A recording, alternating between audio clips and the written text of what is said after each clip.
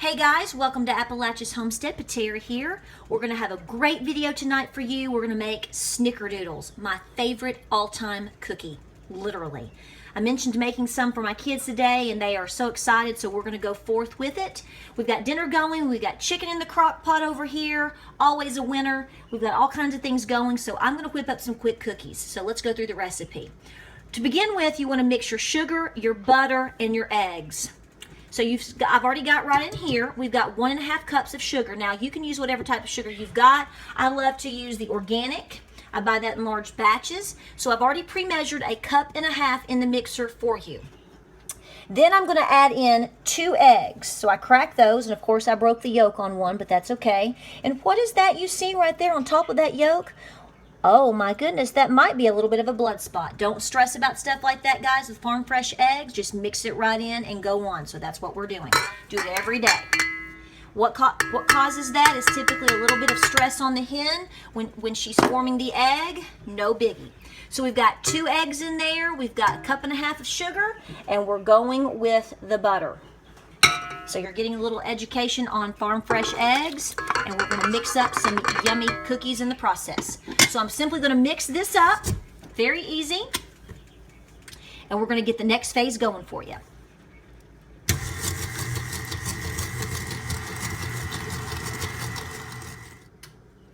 All right, guys, we've got this going pretty good, pretty creamed. We might cream it up just a little bit more. The next phase that you're going to do is you are going to mix your flour, your cream of tartar, down here, cream of tartar, baking soda, and salt, okay? So you're going to use 2 3/4 cups of flour. So I've already pre-measured and put that in there.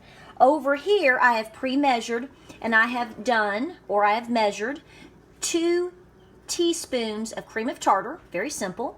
I have also added 1 teaspoon of baking soda. I like the pure and more natural stuff. And then about 1/4 teaspoon of your salt. So all of that is in here. We're just going to dump it right in there with our flour. I have dinner going. We have the barn closing down. We have everything going right now at one time. So I've got everything going at once. So I'm just going to lightly mix up my dry goods here. So your flour, kind of fluff it. So 2 3/4 cups flour, 2 teaspoons of your cream of tartar, 1 teaspoon of your baking soda, and about 1/4 teaspoon of your salt. You're just going to mix these up. Get it mixed up really good. You know, when you're adding in salt and baking soda especially, you always want to get that really added in really nice. Obviously, in adding, you want to mix them up separate before adding them to your creamed goods, simply because you want all of this evenly distributed as much as possible. And I'm moving fast. I got a lot going on. All right, so I'm going to add this over here, and we're going to mix it up and see how it looks.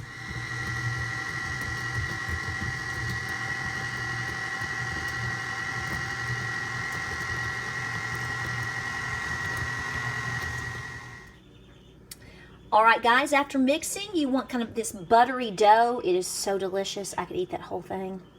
I have to watch it since I'm on the GAPS diet. But anyway, this is going to be good as a good treat tonight. So what you want to do next, after you get this mixed up, here is where you put it into the refrigerator. You want to put the whole bowl, all of the dough, in the refrigerator for about 15 minutes. You want to chill it. You also want to place in there your pan, the baking pan that you're going to be using. I use a stainless steel, large sheet pan, stainless steel. So those are going to be in there for about 15 minutes. That gives you enough time to preheat your oven at 350. And then on the side, you're going to mix up your sugar and cinnamon mixture, which is going to be delicious, which is what sets it off, really. That's what you're going to end up rolling these in. So we're going to set this aside and see how it turns out.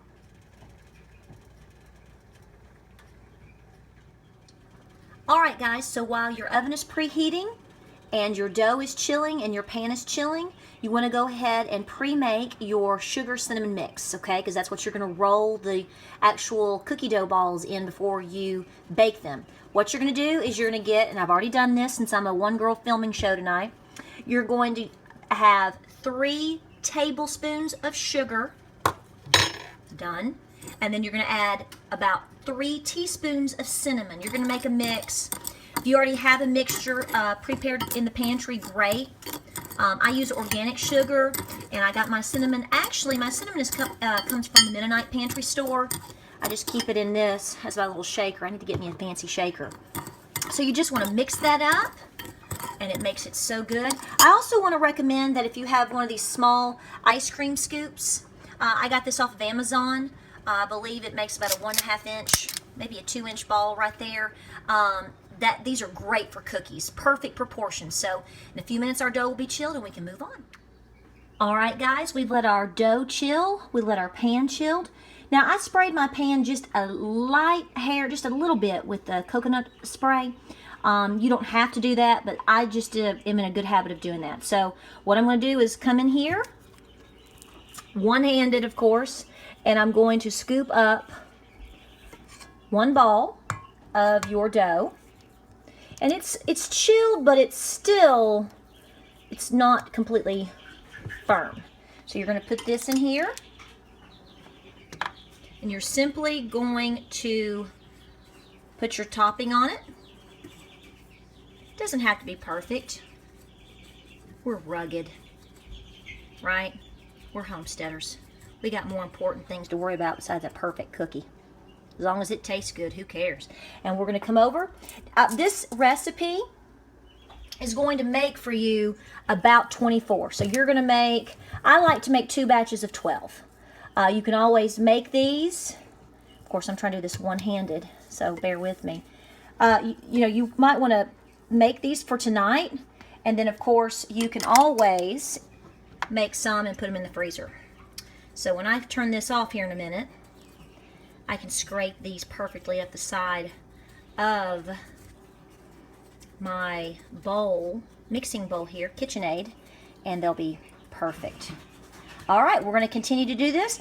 We're going to bake these in the oven at 350 for about 10 minutes, okay?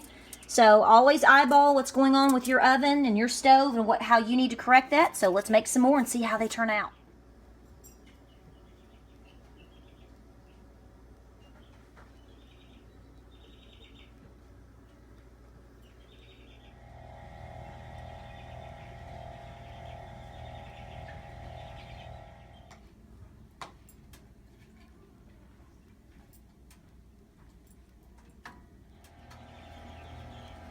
All right, guys, exactly 10 minutes out of the oven.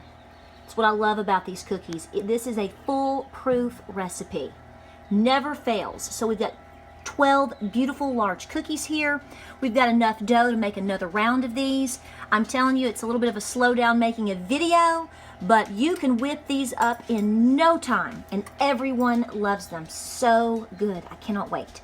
Hope you enjoyed this video. If you like what you see here at Appalachia's Homestead, be sure to like and subscribe. Check us out on Facebook and Instagram and Pinterest. We love hearing from you guys. Be sure to check out all of our playlists about chickens and cows and our life here on the homestead and all the things that we do. It's time to wrap up dinner, relax out of these coveralls we've been in all day on this cold day, and have a couple of yummy cookies. Y'all take care. We'll talk to you soon.